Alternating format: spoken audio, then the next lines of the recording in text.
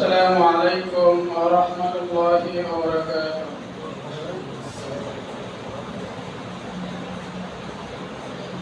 الحمد لله نحمده ونستعينه ونستغفره ونعوذ بالله من شرور أنفسنا ومن سيئات أعمالنا. من يهده الله فلا مضل له ومن يضلله فلا هادي له. ونشهد أن لا إله إلا الله وحده لا شريك له. ونشهد أن سيدنا وسندنا ومولانا محمدا عبده ورسوله الذي أرسله بالحق بصيرا ونذيرا وداعيا إلى الله بإذنه وسراجا منيرا. فقد قال الله سبحانه وتعالى في كلامه المجيد: أعوذ بالله من الشيطان الرجيم. بسم الله الرحمن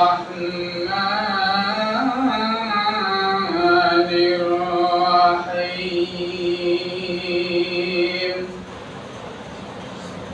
الذي خلق الموت والحياة ليبلوكم أيكم أحسن عملا وهو العزيز الغفور. وقال الله سبحانه وتعالى: إن الله وملائكته يصلون على النبي يا أيها الذين آمنوا صلوا عليه وسلموا تسليما. সবাই বলুন আল্লাহুম্মা সাল্লি আলা সাইয়্যিদিনা মাওলানা মুহাম্মদ ওয়া আলা আলি সাইয়্যিদিনা মাওলানা মুহাম্মদ। আল্লাহুম্মা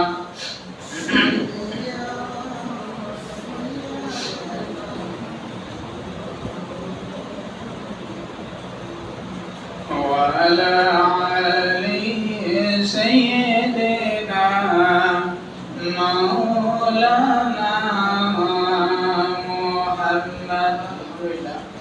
সমস্ত প্রশংসা সেই মহান আল্লাহ পাক রব্বুল আলামিনের জন্য, যার অশেষ মেহেরবানিতে আজ আমরা পবিত্র জুমার নামাজে উপস্থিত হতে পেরেছি। যে মহান আল্লাহ সুবহানাহু ওয়া তাআলা দয়া করে মায়া করে অত্যন্ত মেহেরবানি করে আমাদেরকে জুমার নামাজে আসার এবং বসার তৌফিক ইনায়েত করেছেন, সেই আল্লাহর নিকট জানাই লাখ কোটি শুকরিয়া। সবাই বলি আলহামদুলিল্লাহ। যার দেখানো বলে শান্তি, যার দেখানো বলে মুক্তি, যার আদর্শ অনুসরণ করতে পারলে এই কালীন শান্তি এবং পরকালের মুক্তির গ্যারান্টি রয়েছে, যিনি আখিরি জামানার বিশ্ব পয়গম্বর নবী মুহাম্মদ রাসূলুল্লাহ, তার উপরে লাখ কোটি দরুদ এবং সালাম বর্ষিত হোক। সকলে সাল্লাল্লাহু আলাইহি ওয়াসাল্লাম। মৃতদের আত্মার মাগফিরাত কামনা করি। সকলে বলি আল্লাহুম্মা আমিন। সম্মানিত উপস্থিতি, আপনাদের সম্মুখে আমি আজকে কোরআনুল কারীম থেকে সূরা মুলক থেকে একটা আয়াত তেলাওয়াত করেছি। কোনো ভূমিকা ছাড়াই যেহেতু জুম্মার খুতবা অল্প সময় সংক্ষিপ্ত সময় মধ্যে শেষ করতে হবে, সেহেতু কোনো ভূমিকা ছাড়াই মূল আলোচনায় চলে যাই। আল্লাহ পাক রব্বুল আলামিন বলেছেন, আল্লাযী খালাকাল মাউতা ওয়াল হায়াতা লিয়াবলুয়াকুম আইয়ুকুম আহসানু আমালা ওয়া হুয়াল আজিজুল গফুর। আল্লাহ পাক রব্বুল আলামিন এই পৃথিবীর জমিনে আমাদেরকে সৃষ্টি করে পাঠিয়ে দিয়েছেন। এই পৃথিবীর জমিনে সৃষ্টি করে পাঠিয়ে দেওয়ার পরে আমাদেরকে আবার একটা সংবাদ দিয়েছেন, আমাদেরকে যে জীবন দান করে এই পৃথিবীর বুকে পাঠিয়েছেন, এই জীবন দান করে যে এই পৃথিবীতে পাঠিয়েছেন, কিন্তু এই জীবনটা আবার নিয়ে মৃত্যু নামক একটা ঘটনার মাধ্যমে এই দুনিয়া থেকে আবার আমাদেরকে এই দুনিয়ার মায়া ত্যাগ করে চলে যেতে হবে। আমরা যে এই পৃথিবীতে এসেছি, এই পৃথিবীতে কিন্তু আমরা সারা জীবন থাকবো না। একদিন না একদিন আমাদেরকে এই দুনিয়ার মায়া ত্যাগ করে চলে যেতে হবে। আজ হোক কাল হোক এই দুনিয়ার মায়া ত্যাগ করে আমাকে আপনাকে চলে যেতে হবে। কুল্লু নাফসিন যায়কাতুল মাউত, প্রত্যেকটা প্রাণীকে মৃত্যুর স্বাদ গ্রহণ করতে হবে। আল্লাহ পাক রব্বুল আলামিন স্পষ্ট ভাবে সূরা আনকাবুতের ভিতরে, সূরা আম্বিয়ার ভিতরে, সূরা আলে ইমরানের ভিতরে সুন্দরভাবে উল্লেখ করে দিয়েছেন, কুল্লু নাফসিন যায়কাতুল মাউত, যে প্রত্যেকটা প্রাণীকে মৃত্যুর স্বাদ গ্রহণ করতে হবে। একদিন না একদিন এই দুনিয়ার মায়া ত্যাগ করে আমাদেরকে চলে যেতে হবে। এক কথায় যার জীবন আছে, যার প্রাণ আছে, তাকে মৃত্যুর স্বাদ গ্রহণ করতে হবে। সম্মানিত উপস্থিতি, আচ্ছা বলুন তো, আমরা যদি কোনো অসুস্থতার কারণে মেডিকেলে যাই, হাসপাতালে যাই, ডাক্তারের কাছে যাই, ডাক্তারের কাছে যাওয়ার পরে যদি ডাক্তার বলে যে এখন থেকে একটা নির্দিষ্ট সময় দিয়ে দেয়, ধরুন একটা নির্দিষ্ট সময়, যেগুলো একটা সময় যে এখন থেকে আপনি 5 থেকে 6 ঘন্টা বেঁচে থাকবেন, এমন একটা অসুখ হয়েছে, আপনার চিকিৎসা করে কোনো লাভ নেই। ডাক্তার আপনাকে বলে দিল চিকিৎসা করার পরে যে এখন থেকে 5-6 ঘন্টা পরে নিশ্চিত আপনার মৃত্যু হবে। আচ্ছা বলেন তো, আপনি যখন জানতে পারলেন যে এখন থেকে 5-6 ঘন্টা পরে আমার মৃত্যু হবে, এরপরে জানার পরে যখন অথবা আপনি আরেকটা, ধর আপনি জেলখানার আসামি, আপনাকে বলা হলো এখন থেকে 5-6 ঘন্টা পরে, 6 ঘন্টা পরে আপনার ফাঁসি হবে। একটা নির্দিষ্ট সময় দেওয়া হয়ে গেল যে 5 থেকে 6 ঘন্টা পরে আপনার মৃত্যু নিশ্চিত, আপনার মৃত্যু হবে। এমন অবস্থায় আপনাকে পোলাও, মাংস, দুনিয়ার যত প্রকার ভালো ভালো খাবার আছে, সমস্ত ভালো খাবারগুলো যদি আপনার সামনে দিয়ে যায়, বলেন তো সেই খাবার কি ভিতরে ঢুকবে? ভিতরে ঢুকবে? কেন ঢুকবে না? আমরা তো এই খাবারের জন্য সব সময় চেয়ে থাকি যে আপনি যদি ভালো খাবার পাইতাম তাহলে ভালোভাবে একটু খাইতাম, কিন্তু ভালো ভালো খাবার পাওয়ার পরেও কেন আমি খাবো না? কেন আমার ভিতরে ঢুকবে না? তার কারণ আমার ভিতরে একটা মৃত্যু নামক একটা ভয় ঢুকে গেছে যে 5-6 ঘন্টা পরেই আমাকে এই দুনিয়ার মায়া ত্যাগ করে চলে যেতে হবে। তার মানে এই 5-6 ঘন্টা সময়ের মধ্যে আমি যতটুকু পারি আল্লাহর ইবাদত করব, নামাজ করব, তাসবিহ তাহলিল ইবাদত বন্দেগি করে এই সময়টা কাটাবো। এটাই নাকি? আমরা এই কাজটাই করব যখন আমরা মৃত্যু সুনিশ্চিত জানতে পারবো। সম্মানিত উপস্থিতি, তার মানে মৃত্যুর সংবাদ পাইলে আমাদের ভিতরে একটা ভয় কাজ করে যে মৃত্যু চলে আসলে দুনিয়ার আর কিছু আমরা করতে পারবো না। এই জন্য আল্লাহ পাক রব্বুল আলামিন আজকে যে আয়াতটি তেলাওয়াত করেছি, এই আয়াতের ভিতরে বলেন, আল্লাযী খালাকাল মাউতা ওয়াল হায়াতা লিয়াবলুয়াকুম আইয়ুকুম আহসানু আমালা। আল্লাহ পাক রব্বুল আলামিন বলেন, আল্লাযী খালাকাল মাউতা, আল্লাযী যিনি খালাকাল মাউতা সৃষ্টি করেছেন মৃত্যুকে, ওয়াল হায়াতা এবং জীবনকে। আচ্ছা বলেন তো, এখানে আগে মৃত্যুর কথা বললাম না আগে জীবনের কথা বললাম? আগে মৃত্যুর কথা বললাম। আল্লাযী খালাকাল মাউতা, আগে মৃত্যু, ওয়াল হায়াতা তারপরে জীবন। এইখান থেকে মুফাসসিরগণ کرام ব্যাখ্যা করে তাফসীর করে বলেন যে আল্লাহ পাক রব্বুল আলামিন আমাদের জীবন সৃষ্টি করার পূর্বে মৃত্যু সৃষ্টি করেছেন। তার মানে আল্লাহ আগে মৃত্যু সৃষ্টি করেছেন, তারপরে জীবন দিয়েছেন। আবার কোন কোন মুফাসসির کرام বলেন এখানে আগে জীবনের কথা না বলে আগে মৃত্যুর কথা বলা হলো, আগে মৃত্যুর কথা বলার পরে পরে জীবনের কথা বলা হলো। তার মানে কেন এভাবে বলা হলো?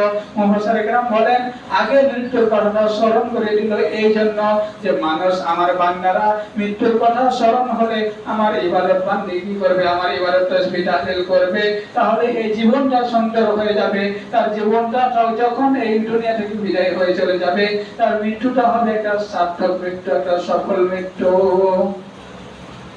এই জন্য আল্লাহ পাক রব্বুল আলামিন আগে মৃত্যুর কথা বলছেন, পরে জীবনের কথা বলছেন। এই জন্য আমাদেরকে এখান থেকে শিক্ষা গ্রহণ করতে হবে। সম্মানিত উপস্থিতি, আজকে আপনাদের সামনে একজনের একটা লিখনী আপনাদের সামনে প্রকাশ করব। কুয়েতের একজন লেখক আব্দুল্লাহ জালাল্লাহ রাহমাতুল্লাহ আলাইহি, তিনি মৃত্যুবরণ করেছেন। মৃত্যুর আগে তিনি একটা লেখা এই জাতিকে উপহার দিয়ে গিয়েছেন। তিনি বলেন, আমার যখন মৃত্যু হবে, মৃত্যু যখন আমার সন্নিকটে চলে আসবে, মালাকুল মাউত যখন আমার নিকটে চলে আসবে, মালাকুল মাউত যখন আমার জানটা কবজ করার জন্য চলে আসবে এবং আমার জানটা কবজ করে নিয়ে চলে যাবে, আমার এই জীবনটা, আমার এই জানটা, আমার এই আত্মাটা কবজ করে নিয়ে যাওয়ার পরে আমার যে আমার কিছুই হবে না। আমি মৃত্যুকে নিয়ে কখনো টেনশন করি না, মৃত্যুকে নিয়ে কখনো টেনশন করি না। আমি যে মারা যাব এটা নিয়ে আমি কখনো ভাবি না। তার কারণ আমি যখন মৃত্যুবরণ করব, মৃত্যুবরণ করার পরে যদি আমার স্ত্রী, সন্তান, সন্ততি, ভাই ব্রাদার কেউ যদিও না থাকে, তারপর আমার লাশ পড়ে থাকবে না। তার কারণ আমি যখন মৃত্যুবরণ করব, আমার সন্তান যদি না থাকে, আমার ভাই ব্রাদার যদি না থাকে, চাচা যদি না থাকে, এরপরে বাচ্চা যদি কেউ না থাকে, তারপরেও এলাকার মানুষ যেভাবে হোক আমার লাশটাকে দাফন করে দিবে। তার আমি যখন মৃত্যুবরণ করব, আমি যত অসহায় হই না কেন, আমি যতই গরিব হই না কেন, আমি যতই নিঃস্ব হই না কেন, আমার যতই কিছু না থাকুক না কেন, তারপরে আমার দাফন কাফনের ব্যবস্থা হয়ে যাবে। আমার একদিনের এক বেলা খাবার সমান কোনো টাকা পয়সা নাই, কিন্তু আমি যখন মৃত্যুবরণ করব, আমার এলাকার প্রতিবেশীরা যেভাবে হোক আমার দাফন কাফনের ব্যবস্থা করবে, আমাকে কবরের মাটিতে রেখে আসবে। সম্মানিত উপস্থিতি, তিনি বলেন, আমাদের যখন মৃত্যুবরণ হবে, মৃত্যুবরণ করার সময়, মৃত্যুবরণ করার পরে সর্বপ্রথম আমাদের কাছ থেকে যে জিনিসটা চলে যাবে, সেই জিনিসটা হচ্ছে নাম। আমি যখন মৃত্যুবরণ করব, মৃত্যুবরণ করার সাথে সাথে এক নম্বরে আমার নাম নিশানা নিশ্চিহ্ন হয়ে যাবে, আমার নাম আর থাকবে না। কারণ আমি আব্দুল বারী নামে আপনারা সবাই আমাকে চিনেন, আপনারা সবাই আমাকে আব্দুল বারী নামে চিনেন। কিন্তু যখন আমি মারা যাব, তখন আর আমাকে আব্দুল বারী বলবেন না। যেমন আপনারা দেখেন, এখানে আপনাকে সরাসরি চাক্ষুষ প্রমাণ একটা উদাহরণ দিয়ে দেই। যখন আমার ভাই মারা গেল, অনেকেই বলছো তোমার ভাইয়ের কি অবস্থা বেঁচে থাকা অবস্থায়, কিন্তু যখন আমার ভাই মারা গেল, আমার ভাইয়ের লাশটা নিয়ে আসছে, তখন একবারও বললো না যে আব্দুল বাসির কত দূরে আছে। এই কথা কিন্তু কেউ আমাকে একবারের জন্য বলে নাই, আমাকে বারবার জিজ্ঞাসা করা হয়েছে লাশের খবর কি। তার বাসির নামটা মুছে গেছে, আব্দুল বাসির নামটা মুছে গিয়ে তার নামটা হয়ে গেছে লাশ। কারণ মৃত্যুর সাথে সাথে এক নম্বরে আপনার নামটা নিশ্চিন্ন হয়ে যাবে, আপনার নাম নিশানা কিছুই থাকবে না। আপনি মনে করেন আমার অনেক ক্ষমতাশালী, আমার অনেক নাম, অনেক আমার ধন সম্পদ রয়েছে, অনেক কিছু রয়েছে, আমি ছাড়া কোনো কাজই হয় না, কোনো কাজই হয়নি আমি ছাড়া। অথচ আপনি এক্ষুনি মরে দেখেন আপনি ছাড়া সবকিছু চলছে। এরপরে তিনি বলেন, আমরা যখন মৃত্যুবরণ করব, মৃত্যুবরণ করার সাথে সাথে আমার এলাকাবাসী চলে আসবে। এলাকাবাসী এসে সর্বপ্রথম যে কাজটি করবে, সে হচ্ছে মিনাল মালাবিস। আমার এলাকার মানুষজন এসে সর্বপ্রথম আমার শরীরে যে পোশাক আশাকগুলো রয়েছে, এই পোশাক আশাকগুলো সবকিছু খুলে ফেলে দিবে।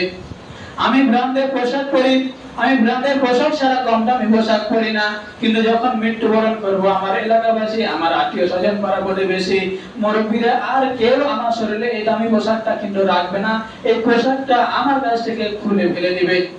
এক নাম্বার কাজ হচ্ছে এটা, যে আপনি মারা যাওয়ার সাথে সাথে আপনি যতই উন্নত মানের পোশাক পরে থাকুন না কেন, সেই পোশাক কিন্তু আপনার শরীরে রাখবে না, সেই পোশাকটা খুলে ফেলে দেওয়া হবে। এরপরে এরপরে আমাকে গোসল করানো হবে। অথচ আমি প্রতিদিন একা একা গোসল করতাম, কত সুন্দর ভাবে একা একা গোসল, ইচ্ছা মতো গোসল করতাম। কিন্তু সেই দিন আমি আর নিজে নড়াচড়া করতে পারবো না। আমি যখন মারা যাবো নিজে আর নড়াচড়া করতে পারবো না, আমি আর কথা বলতে পারবো না। আমার হাতে যদি একটু বেশি গরম গরম পানি যদি হাতে নিতে যাই, তখন বেশি গরম হবে, তখন করে বলবো যে পানিটা বেশি গরম হয়ে গেছে। কিন্তু যখন আপনি মৃত্যুবরণ করবেন, মৃত্যুবরণ করার সাথে সাথে যখন আপনাকে বরই পাতার গরম পানিতে যখন গোসল দেওয়ানো হবে, সেই পানিটা যদি হালকা গরম হয়, তারপরে আপনার কাছে অধিক পরিমাণে বেশি গরম হতে পারে, কিন্তু আপনি জীবিত অবস্থায় সেটা বুঝতে পারতেন, কিন্তু আপনি যখন মারা গেছেন কিছুই বলতে পারছেন না। এই পানি দিয়ে আপনাকে গোসল করানো হবে। আপনার শরীর যখন পুড়ে যাবে অতিরিক্ত গরমের কারণে, আপনি কিন্তু বলতে পারবেন না পানিটাতে আর একটু ঠান্ডা পানি মিক্স করো, আমার এই গরম সহ্য হচ্ছে না, এই কথা কিন্তু আপনি আর বলতে পারবেন না। আপনাকে ওই পানি দিয়ে আপনার এলাকাবাসীর মুরব্বীরা আপনাকে গোসল করিয়ে দিবে। এরপরে যখন গোসল শেষ হয়ে যাবে, তারপরে কাফন পরাইয়া দিবে, সাদা কাফন, এমন একটা কাপড় যে কাপড়ের ভিতরে কোনো সেলাই নাই, কোনো জোড়া নাই, কোনো সেলাই নাই, সেলাইবিহীন একটা কাপড় আপনাকে পরিধান করানো হবে। সম্মানিত উপস্থিতি, আপনি কত উন্নত মানের কাপড় পরিধান করতেন, কত ভালো ভালো পোশাক পরতেন, কম দামি পোশাক কখনো পরতেন না। কিন্তু ওই সময়ে আপনাকে কোনো ব্র্যান্ডের পোশাক দেওয়া হবে না, একটা ব্র্যান্ড দেওয়া হবে, সেটা হচ্ছে কাফনের কাপড়। আপনি ভালো বলেন আর মন্দ বলেন, ওই কাফনের কাপড় দিয়ে আপনাকে চকলেটের মতো করে পেঁচানো হবে। এরপরে যখন সেটা করে দেওয়া হবে, এরপরে যে কাজটা করা হবে, এরপরে আপনাকে আপনার বাড়ি থেকে বের করে দেওয়া হবে। আপনার ঘরে ধন সম্পদ ছিল, আপনার ঘরে টাকা পয়সা ছিল, আপনি অনেক বাড়ি গাড়ি করেছিলেন, লক্ষ লক্ষ কোটি কোটি টাকা খরচ করে আপনি ফ্ল্যাট বাড়ি করেছেন, দালান বাড়ি করেছেন, কত উন্নত মানের বাড়ি করেছেন। আপনি ভেবেছিলেন এই বাড়ির ভিতরে সারা জীবন আমি অবস্থান করব, কিন্তু এমন একটা সময় চলে আসবে যখন আপনি মৃত্যুবরণ করবেন।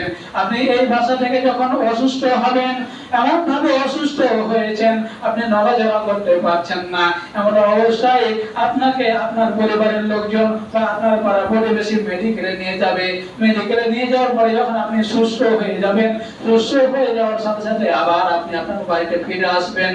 কিন্তু মৃত্যু এমন একটা জিনিস, মৃত্যু হওয়ার সাথে সাথে আপনাকে বাসা থেকে এমন ভাবে বিদায় দেওয়া হবে যে এই বাসা থেকে চির বিদায় দেওয়া হবে, আর কখনো এই বাসার ভিতরে আপনি প্রবেশ করতে পারবেন না।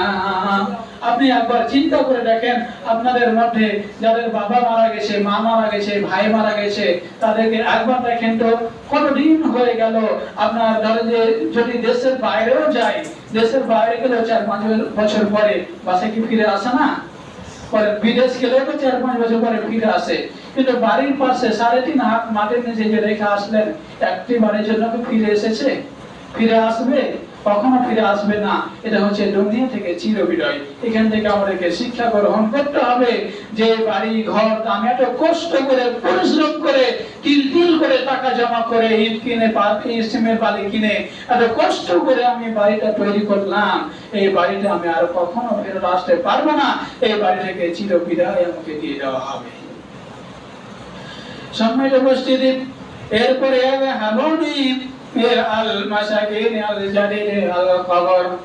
এই যে বাড়ি আমি তৈরি করেছিলাম, এই বাড়ি থেকে আমাকে চিরবিদায় দিয়ে দেওয়ার পরে আমাকে নতুন একটা ঘরের ভিতরে নতুন একটা বাড়িতে রেখে আসা হবে। যে ঘরটার নাম, যে বাড়িটার নাম হচ্ছে কবর। সেই কবর নামক নতুন ঘরের ভিতরে আমাকে আপনাকে রেখে আসা হবে, যেই ঘরের ভিতরে কোনো জানালা নাই, কোনো দরজা নাই, কোনো ঠাই নাই, কোনো গ্লাস নাই, কোনো এসি নাই, কোনো ফ্যান নাই, কিছুই নাই, এমন বালিশ নাই, তোষক নাই, এমন একটা ঘরের ভিতরে আমাকে আপনাকে রেখে আসা হবে। কিন্তু অথচ দুনিয়ায় যখন আমি বেঁচে থাকা অবস্থায় কত উন্নত মানের বিছানায় শুয়ে থাকতাম, কত উন্নত মানের তোষক আমরা ব্যবহার করতাম, উন্নত মানের ভিআইপি বালিশ আমরা ব্যবহার করতাম, ভিআইপি কম্বল আমরা ব্যবহার করতাম। এরপরে আমরা কোম্পানির 1 নম্বর ফ্যান, 1 নম্বর এসি আমরা বাড়িতে লাগাইতাম, তা না হলে ঘুম হলো না। অথচ ওই মানুষটাকে এমন একটা কবরের ভিতরে, ঘরের ভিতরে রাখা হবে যার কোনো জানালা দরজা বেরান্ডের কোনো কিছুই নাই, এমন একটা জায়গায় রেখে আসা হবে। সময়টা মসজিদে এখান থেকে আমাদেরকে আরেকটা শিক্ষা গ্রহণ করতে হবে। সেই শিক্ষাটা হচ্ছে সেখানে যখন আমাকে রেখে আসা হবে, রেখে আসার সাথে সাথে কি কাজ করা হবে দেখেন, ওয়াসায়াতিব কাসিরুনা লিতাসাইল জানাজাতি, আমাকে বিদায় দেওয়ার জন্য জানাজার নামাজ আদায় করা হবে। আর ওই জানাজার নামাজে অসংখ্য মানুষের সমাগম হবে। আমার পরিচিত অপরিচিত নিকটস্থ দূরবর্তী অনেক মানুষ এই জানাজার নামাজে উপস্থিত হয়ে যাবে। এই জানাজার নামাজে সবাই চলে আসবে। জানাজার নামাজে আসার পরে অনেক মানুষের সমাগম হবে, অনেক মানুষের সমাবেশ ঘটবে, আমাকে আপনাকে চির বিদায় দিয়ে দিবে। কত মানুষ এখানে চলে আসবে, কত মানুষ পরিচিত, আবার কত মানুষ অপরিচিত, আর কত বন্ধু বান্ধব, আত্মীয় স্বজন, পাড়া প্রতিবেশী, গ্রামবাসী, মুরব্বীরা সবাই ওখানে জমায়েত হবে। এরপর আমাকে চির বিদায় দিয়ে এই দুনিয়ার জমিন থেকে ভিতরে কবরের ভিতরে রেখে দেওয়া হবে। কবরের ভিতরে রেখে দেওয়ার পরে এত মানুষগুলো আমার আপনার জন্য জমা হয়েছিল, কিন্তু একটা মানুষও আপনার সাথে থাকবে না।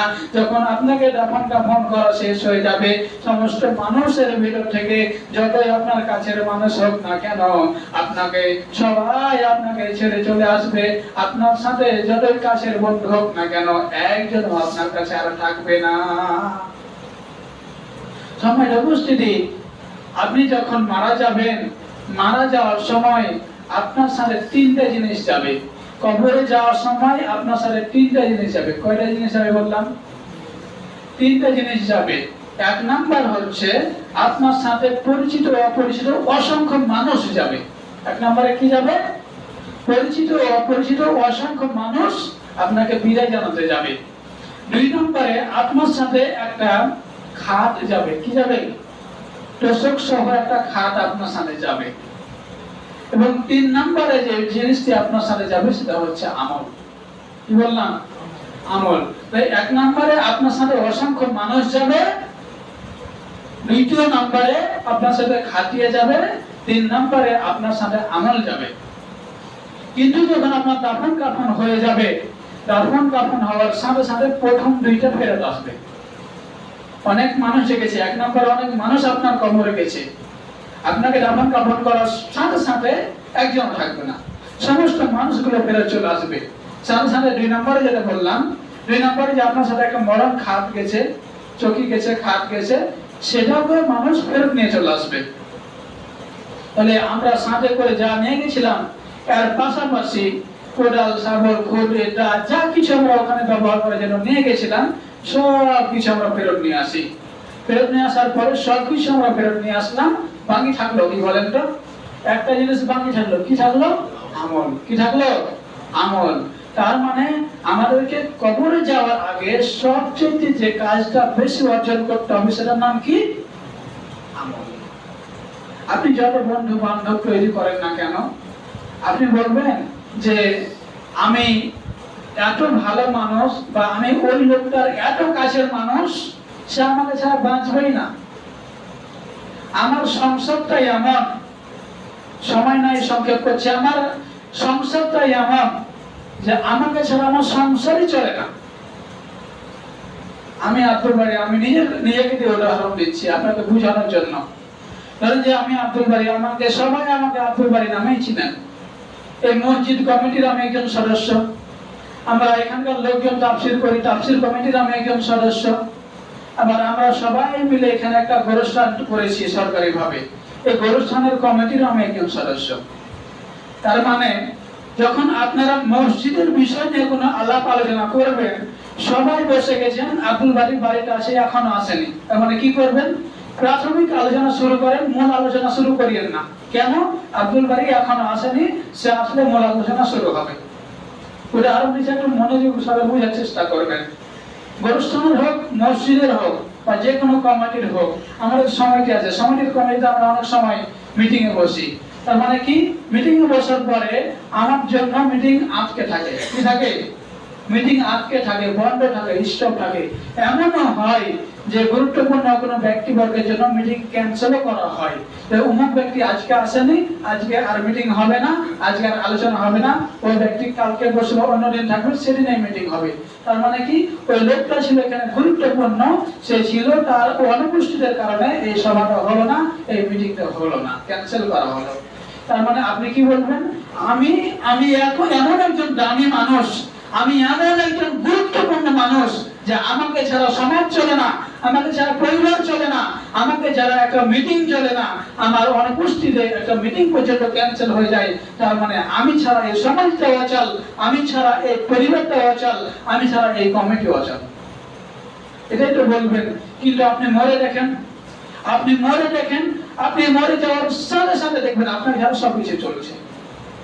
আমি একটা অফিসে চাকরি করছি, আমার ভাই মারা গেল, সেও এক জায়গায় চাকরি করতো, 6 বছর ধরে রানিং এর জায়গায় কাজ করছে, তার জন্য অনেক কাজ আটকে থাকতো।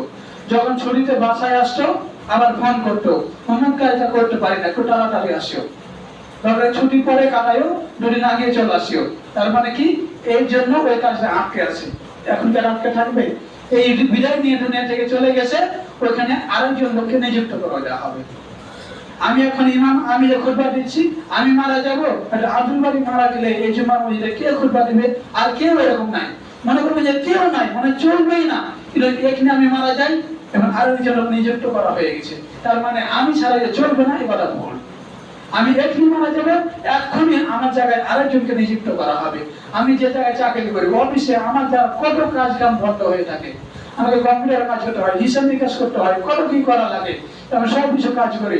যখন আমি বাইরে থাকি বা বাইরে কোথাও যখন ঘুরতে গেলাম, আমাকে ফোন করা হয়, এই অনেকগুলো কাজ জমা হয়ে গেছে, তারপরে আসো এই কাজগুলো করো। পরে যে আমি যখন মারা যাব, একবারে বলা হবে না, ওইখানে আরেকজন লোককে নিযুক্ত দেওয়া হবে। তার মানে কি, আমার জন্য এই যে পরিবার আটকে থাকে, আমার জন্য সমাজ আটকে থাকে, আমার জন্য মিটিং আটকে থাকে, এইটা হচ্ছে সম্পূর্ণ ভুল কথা। আপনি এখনই মারা যান, আপনাকে ছাড়া দেখবেন সব চলছে। এখানে অনেক বড় একটা লিস্ট তৈরি করেছিলাম, কিন্তু এতগুলো বলার সময় নেই। নিম্ন 2 ঘন্টা লাগবে, আমি যত পুরো নোটটা করেছি, কমপক্ষে 2 ঘন্টা বলবে লাগবে, কিন্তু এত সময় নাই। সময়টা উপস্থিতি, এখান থেকে আমাকে শিক্ষা গ্রহণ করতে হবে। আমি এখনই মারা যাব, আমাকে ছাড়া সব চলবে। আমি নিজের অভিজ্ঞতা থেকে সর্বশেষ আপনাদেরকে একটা কথা বলি। আমার 2 দিন আগে আমার ভাইকে দাফন করলাম, 2 দিন হলো আমার ভাইকে দাফন করলাম। আমার বাবা মারা যাওয়ার পরে আমাদের সংসারে সব কিছু দায়িত্ব পালন করতে আমার ভাই। আমি সত্য একটা কথা বলি, সত্য অস্বীকার করার কোনো সুযোগ নাই। আমার বাপ মারা যাওয়ার 6 বছর হলো, সংসারে আমার 6 পয়সাও দেওয়া লাগেনি, একেবারে সত্য কথা। এই 6 বছরে 6 পয়সাও আমি ব্যক্তিগতভাবে সংসারে দিইনি, অন্যান্য কাজে ব্যবহার করেছি। সম্পূর্ণ আমার বাপ চাকরি করতো, এই চাকরির পয়সা দিয়ে সংসার চলতো। যেভাবে সংসার চলতো, আমার বাবা মারা গেছে, মারা যাওয়ার সাথে সাথে আমার ভাই একটা চাকরি পেয়েছে।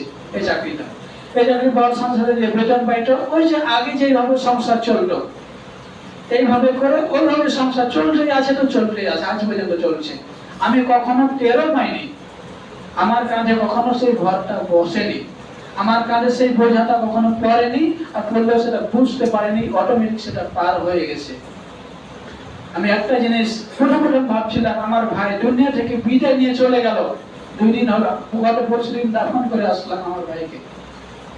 সব সময় বিউক খাওয়া, একেবারে বুক ফেটে যাচ্ছে, সংসারটা কিভাবে চলবে, তার উপর দিয়ে আমাদের সংসারটা চলবে, এখন কিভাবে চলবে।